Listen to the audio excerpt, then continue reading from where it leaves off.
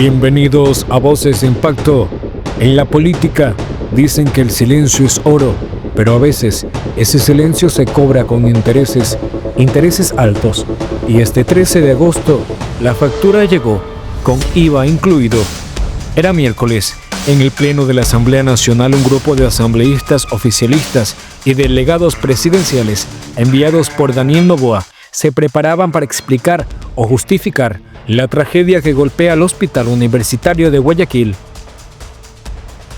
El fallecimiento de recién nacidos en la unidad neonatal. El guión era predecible, hablar de gestión, de presupuestos, de esfuerzos del gobierno, pero lo que ocurrió después, nadie lo vio venir. La ráfaga de Victoria de Sintonio. Con un tono firme y documentos en mano, la asambleísta Victoria de Sintonio pidió la palabra.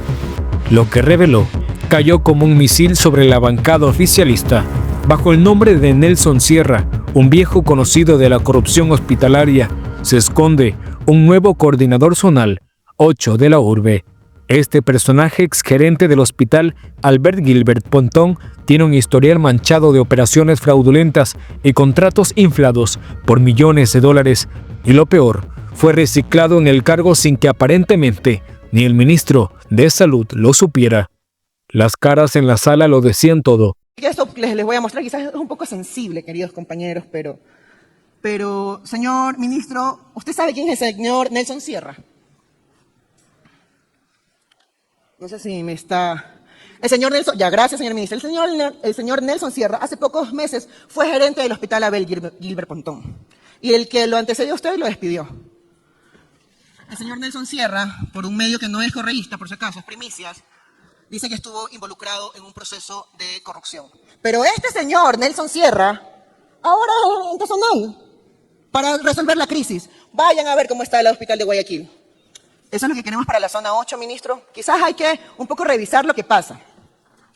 El señor Nelson Sierra es amigo de Mario Aguirre y Charles Figalo, que están en este proceso de una denuncia de corrupción por más de $2 millones. 1.2 millones de dólares. Ese es el coordinador zonal que tenemos en este momento para resolver la crisis sanitaria que tenemos. Creo que nos estamos equivocando, señor ministro, y yo aquí hago esto para que usted no cometa estos errores. El señor Ferdinand Álvarez, ahora asambleísta de ADN, en esta misma... Gracias. En esta misma comisión, en la comisión anterior, denunció que existía un proveedor en el cual le decían el dueño de Guayaquil, y estoy hablando del señor Mario Aguirre, a quien el legislador Álvarez le indicaba al ministro Encalada que poseía todos los contratos y que lo tenía en investigación, pero resulta que el señor Mario Aguirre es el compadre, pues, de Nelson Sierra. Y va a sus cumpleaños y evidentemente tiene una estrecha relación con este proveedor y la autoridad. Señor ministro, Mario Aguirre, Charles Figalo, hermano de Carlos Figalo, abogados, los dueños de Guayaquil y el actual coordinador de la zona 8, Nelson Sierra, como dirían por ahí, son tuerca y tornillo. Y por último, y solo como información para que tal vez quede en el imaginario de la gente, hace poco tiempo el señor Mario Aguirre fue quien patrocinó varios honoris causas de algunos legisladores de esta Asamblea Nacional. Se los dejo de tarea. Señores, señor ministro, hay muchas preguntas. Y solo con esto termino, señor presidente. Así como se llamó en ese momento al señor ministro y como se desprende de la convocatoria, este es un proceso que hoy inicia. Esperamos de manera bastante célere, sé que usted trabaja de esa manera, aquí la presencia del presidente del Consejo Directivo del IES, porque cuando vamos a hablar del sistema de salud tenemos que hablar de todo. Así que muchísimas gracias. En un país donde muchos prefieren callar, de Sintonio habló alto y claro, mostró pruebas, denunció la reincidencia de estos operadores y dejó a la delegación oficialista sin libreto. El contraataque de Viviana Veloz se vendría después. Por si fuera poco, entró en escena otra voz afilada, Viviana Veloz, referente del correísmo, sin rodeos, destrozó las cifras y el discurso presidencial.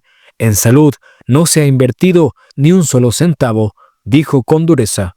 Recordó que mientras los ministros ondean banderitas y posan para la foto, el país se cae a pedazos y soltó el golpe más doloroso. Una de las madres de los 18 neonatos que no pudieron ver la luz del día recibió una llamada del hospital, no para explicarle qué pasó, ni para acompañarla en el duelo, sino para que fuera a retirar el cuerpo de su pequeño como si fuera un trámite más. La sala quedó helada. El karma político habría llegado Ese día la tragedia sanitaria se convirtió en un boomerang político. El oficialismo llegó a la asamblea con la idea de dar explicaciones y terminó recibiendo una lección de memoria, de verdad y de valentía política por parte de estas mujeres ecuatorianas, porque el karma tiene una forma curiosa de actuar. El mismo gobierno que ha guardado silencio ante abusos, que ha reciclado figuras manchadas por la corrupción y que ha preferido el show mediático frente a la Corte Constitucional en lugar de atender hospitales, ahora se enfrenta a su propio reflejo. Ustedes no nos han contestado básicamente nada porque nos están hablando o nos quieren maquillar con datos generales, pero no con los datos específicos de los problemas en el hospital de Guayaquil y en el hospital de Monte Sinaí. Incluso ustedes saben que a los bebés que fallecieron debieron realizarles las debidas autopsias. Al día de hoy, una denuncia de una madre dice que desde el ECU 911 le han llamado desde el hospital para que retiren el cuerpo del bebé fallecido. Eso es indolencia. Eso es indolencia. Y el no sonrojarse con los datos que nos están dando, porque nos acaban de decir, así sea una vida, 2 vidas, 20, 10, las que sean, que hayan fallecido por un problema infectocontagioso, un problema de sepsis, es gravísimo, porque es su obligación levantar los informes para que todo quede clarificado sobre cuál ha sido la causa de fallecimiento, así como también no nos han informado cuáles han sido las acciones que se han realizado en torno a esta causa de fallecimiento, porque si la Fiscalía General del Estado abrió un proceso de investigación y que quede claro, no es porque el ministerio haya denunciado, sino porque la denuncia fue pública y porque desde esta comisión nosotros le solicitamos información a la Fiscalía sobre si ya estaban haciendo las acciones de investigación para también establecer las responsabilidades. Y lo que ven madres que entierran a sus hijos en los pasillos sin insumos, en las bacterias que se cobran vidas, en la política, todo se paga.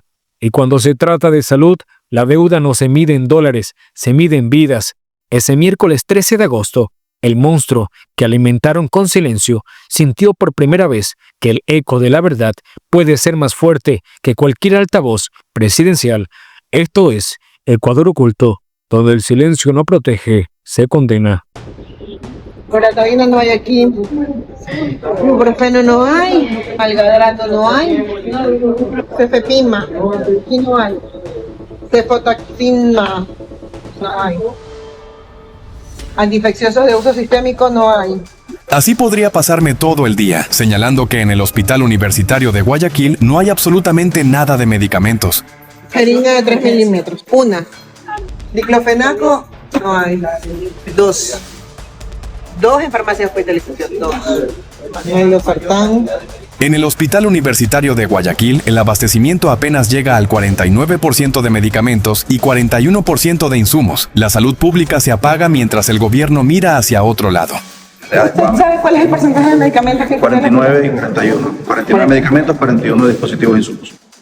Y en el tema de reactivos, para ahí eso está en el 41%. Ahí está todo. Porque hay algunos reactivos que son medicamentos. Y hay algunos reactivos que son manejables. Entonces tiene el hospital entre 49 medicamentos y 41 insumos. 41 insumos y dispositivos. Estamos en la bodega, estamos revisando la medicina que está en cuarentena y tenemos bajas y rechazos, tenemos paracetamol que no hay en ciertos hospitales. Aquí se dejó perder aniplasma, estamos aquí tampoco en amoxicilina más ácido clavulónico, también está caducado, gel de ultrasonidos. El abandono de la salud pública es total. Habiendo medicinas aquí, las dejan perder en lugar de enviarlas a otros hospitales que las necesitan. La vida de los ecuatorianos vale menos que la propaganda oficial. Si esto te parece poco, mira el siguiente video.